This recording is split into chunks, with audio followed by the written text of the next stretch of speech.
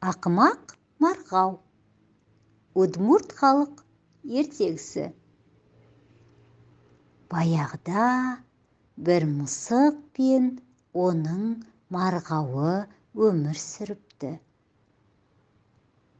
Марғау кішкентай ақымақ болыпты. Күндердің бір күнінде шатырдан күннің сәулесін көріп қалады.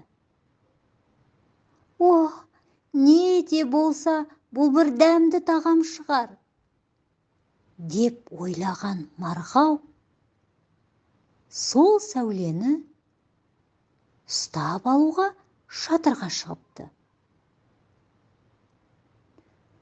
Шатырға әрең шығып отырғанда қайдан пайда болғаны белгісіз торғай ұшып шығыпты. Жоқ, одан да бірінші осы торғайды жеп алайын.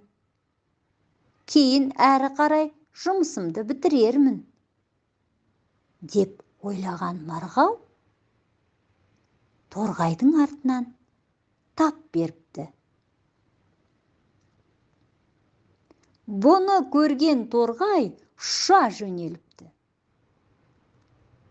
Ал марғау болса, жерге құлап түсіп, денесін қатты ауыртып алыпты. Сол кезде марғауын тыныштандырғысы келген мысық бұлай депті: сенің жұмысың тек тышқан аулау.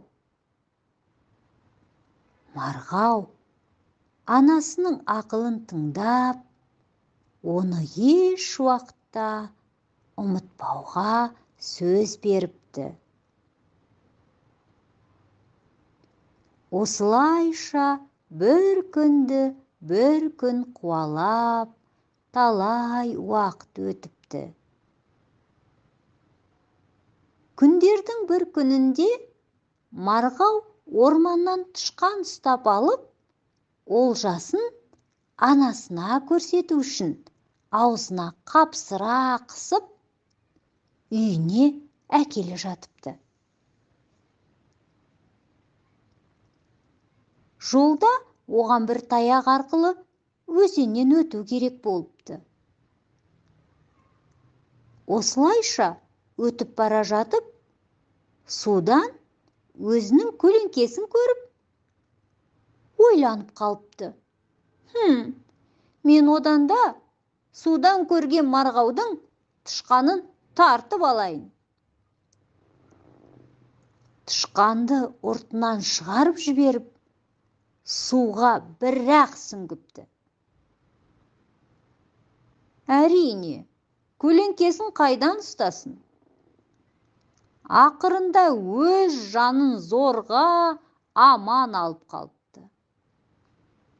Малмандай су, кір қожалақ қалпында анасына келіпті. Бірақ мысық оған енді басу айтпапты.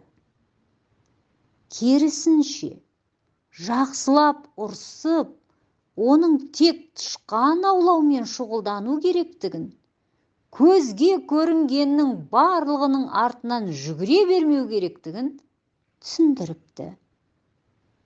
Марғау сол уақыттан бері анасының ақылын бір сәт естен шығармапты.